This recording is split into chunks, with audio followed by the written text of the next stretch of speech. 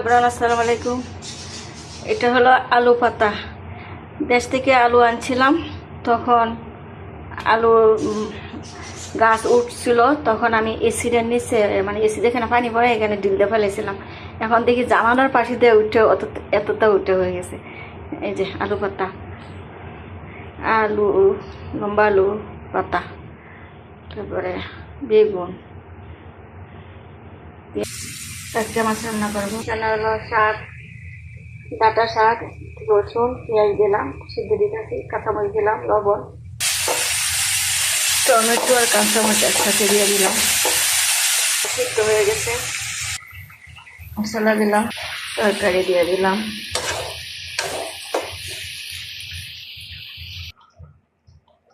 শাক ভাজি করবো, কাটকা মাছ দিলাম।